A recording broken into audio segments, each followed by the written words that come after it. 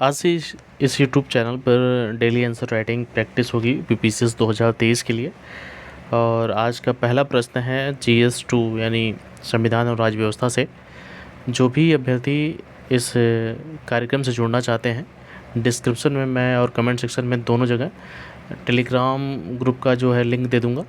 आप अपने प्रश्नों को लिख कर वहाँ पर प्रेषित कर सकते हैं।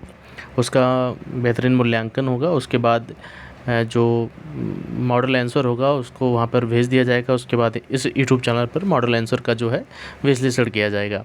अगर आप इच्छुक हैं जुड़ने के लिए, ये निःशुल्क है और रोज़ लगभग 10 बजे तक आपको क्वेश्चन मिल जाएंगे और आपको शाम तक मॉडल आंसर और उसका विश्लेषण वीडियो दोनों मिल जाएगा आपको। तो आइए शुरू करते हैं।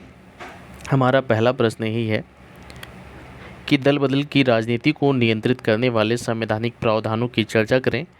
क्या ये प्रावधान अपने उद्देश्यों में सफल रहे हैं? पहला प्रश्न अच्छे से पढ़ लीजिए कि दल बदल की राजनीति को नियंत्रित करने वाले संवैधानिक प्रावधानों की चर्चा करें। क्या ये प्रावधान अपने उद्देश्यों में सफल रहे हैं? यहाँ इस प्रश्न में दो प्रश्न सम्मिलित हैं। पहला प्रश्न ये है और पहला इसको सबसे पहले इसी को समाधान करना है।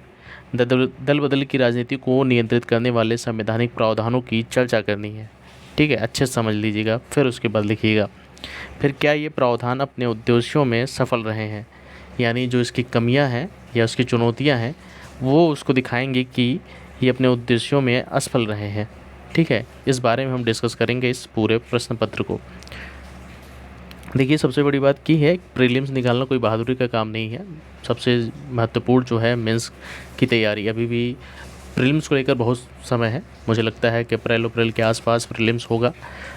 ऐसे में आपको मेंस और प्रीलिम्स दोनों साथ लेकर चलना पड़ेगा। प्रीलिम्स के लिए भी क्विज वाला ग्रुप जल्दी बनाऊंगा और तमाम क्वेरीज भी आ रही थी मेंस के लिए, तो इसलिए स्टार्ट करना पड़ा इसको जल्दी से। तो आइए उत्तर को अब विश्लेषण करते हैं। सबसे पहले जो लोग नए हैं, जो फ्रेशर हैं कि किस तरह आंसर राइटिंग की जाएगी, तो सबसे पहले आप लोग क्वेश्चन को अच्छे से पढ़ लीजिएगा।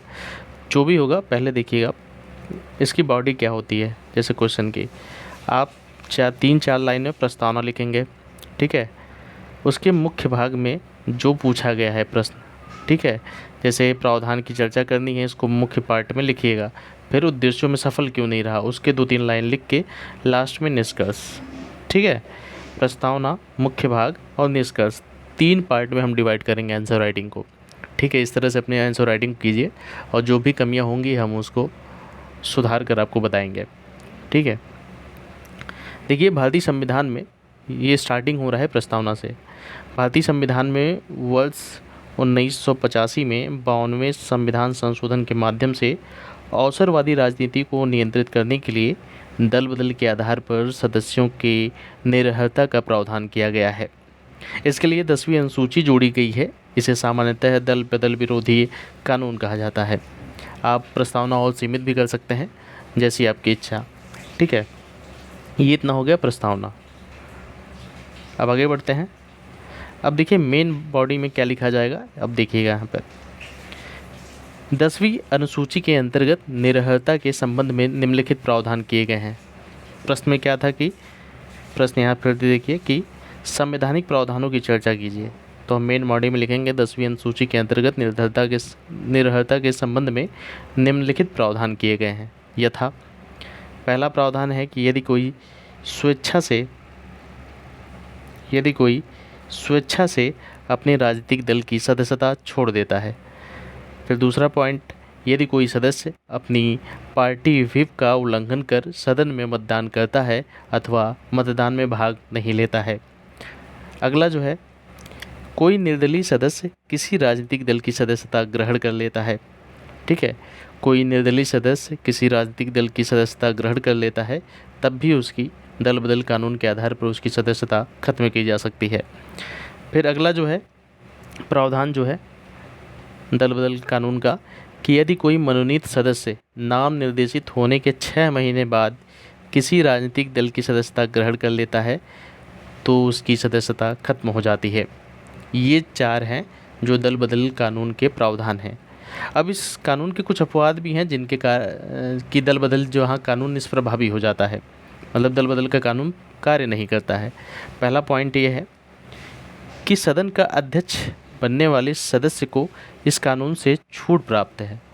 ठीक है, जो राज्यसभा के उपसभापति या लोकसभा के अध्यक्ष उपाध्यक्ष जो भी होते हैं, ठीक है, इनको इस कानून से छूट प्राप्त है। सदन का अध्यक्ष बनने वाले सदस्य को इस कानून से छूट प्राप्त है।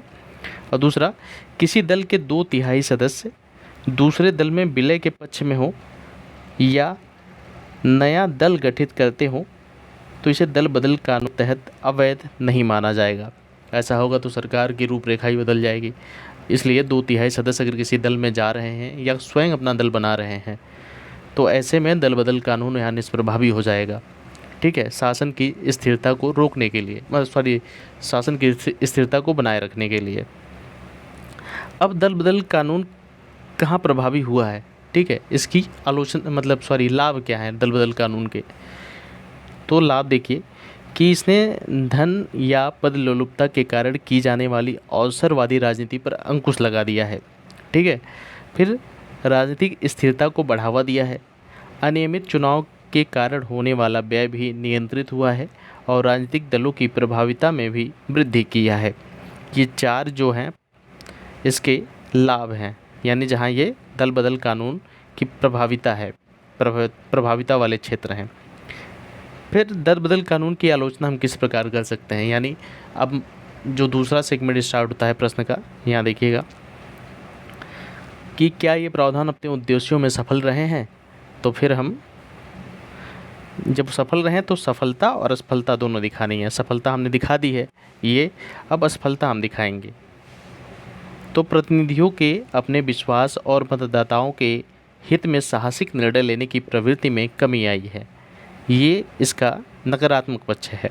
सकारात्मक पक्ष और नकारात्मक पक्ष दोनों लिखना है कि क्या प्रावधान सफल रहे हैं, तो सफलता में सफल, और उसके बाद उस प्रश्न का जवाब कि हाँ नहीं रहे हैं, इस बिंदु पर हम कह सकते हैं कि नहीं रहे हैं, तो नकारात्मक पक्ष ये रहा।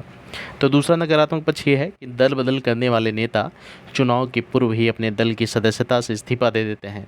ठीक है, अब अगला बिंदु जो है कि साथ ही सदन के भंग होने की संभावना हो तो दल बदल विरोधी कानून अपनी महत्ता खो देते हैं। ठीक है, ये पॉइंट आपको लिख लेना है आंसर राइटिंग में। फिर अब बारी आती है निष्कर्ष की। निष्कर्ष जो होता है उसमें समाधान के साथ साथ आप अपना विचार भी व्यक्त कर सकते हैं। ठीक है, निष्कर्ष में क्या लिख सकते हैं? इस प्रकार ये कहा जा सकता है, देखिए जब भी निष्कर्ष लिखिएगा तो इस प्रकार टाइप अंततः, आखिरकार, ठीक है, इस टाइप से वर्ड यूज़ कीजिएगा जिससे लगे कि एग्जामिनर को कि आप वहाँ पे उत्तर की समाप्ति कर रहे हैं, यानी आप निष्कर्ष बता रहे हैं।